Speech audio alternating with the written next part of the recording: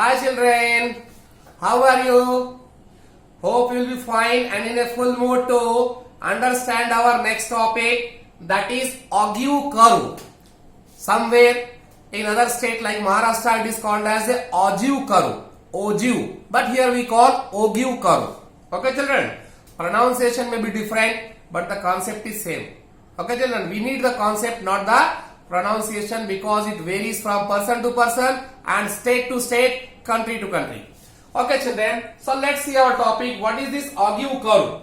Ogee curve is nothing but children, when we take the less than type cumulative frequency or more than type cumulative frequency, because we know cumulative frequencies of two types, less than type and more than type. When we are taking any one and lower boundary or upper boundary and we plot them on a graph, we get a curve. That curve is called as a Ogee curve. Is it clear? When we take cumulative frequency, when we plot cumulative frequency with boundaries of the class interval, we get a curve, and that curve is called as a what? Ogee curve. What is the significance of this one? This Ogee curve decides graphically the value of median of given data. Without calculation, with the graph we can find out the median of given data. And this Ogee curve is of two types known as less than type and more than type or greater than type. What is this less than type? When we take x-axis, y-axis, and on x-axis if we take upper limits of class interval, upper boundaries of class interval. What is upper boundary here? 300, here 350, here 400, here 450, here 500. That is upper boundary or upper limit. If we take upper limits on x-axis and less than cumulative frequency on y-axis, and whatever points are obtained, if we join them with free hand, we get a curve. This curve is called as a less than type Ogee curve. It is also called as a rising curve. Is it clear children? Simply we are plotting upper limits of class interval and less than cumulative frequency on a graph, and we are joining the points with free hand. Whatever curve is obtained, that is called as less than type Ogee curve.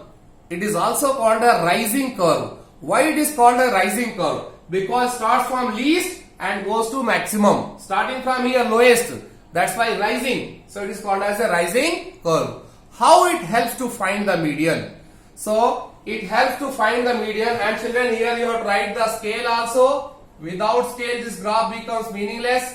Here you have to write on x-axis, here you have to write on y-axis.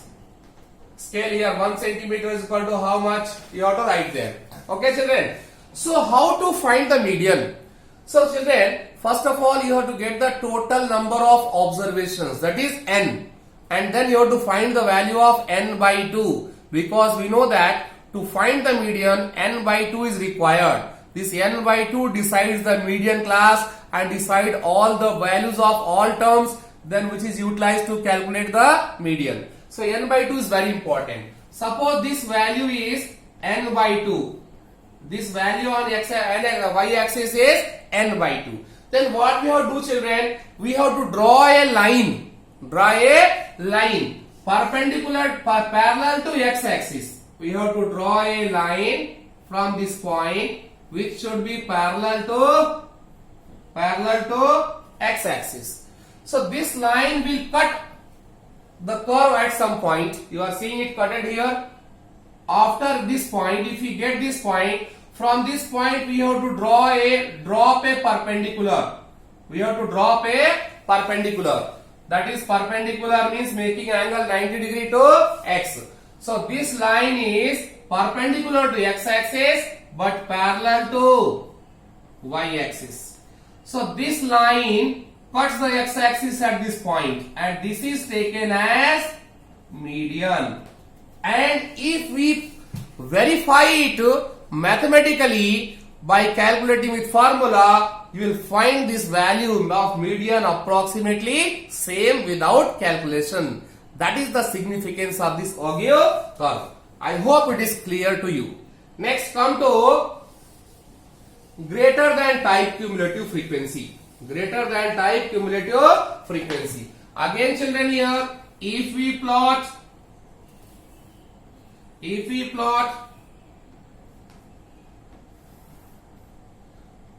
lower limits of class interval with greater than cumulative frequency. Greater than cumulative frequency. We get some points and points will be somewhere like that. And if we join this point with free hand, whatever curve is obtained, that is called as greater than type Auger curve. And this is called as decreasing curve. This is called as decreasing curve because first it is at maximum peak, then slowly it is decreasing. Slowly it is decreasing, children. Okay, children? Slowly it is decreasing. So, what happened? How to find median with the help of this same technique? Suppose this point is equal to n by 2 of data. Then draw a line parallel to x-axis. This line will cut the curve at some point.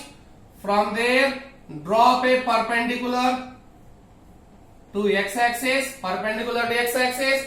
Now this is parallel to y. This is parallel to x. So wherever this intersecting, this point is taken as median. Process is same. Only, children, in less than type cumulative frequency, we have take upper limits of class interval and we have take less than cumulative frequency. In greater than type, here is a greater cumulative frequency, here it's a lower. Just you have to remember, should not confuse. In less than type, here cumulative frequency is less than, and here opposite, that is upper limit. In greater than, here it's a greater, here it's a lower. Opposite, here greater, lower, lower, greater. Okay, children? Now with this we can find the value of median without calculation.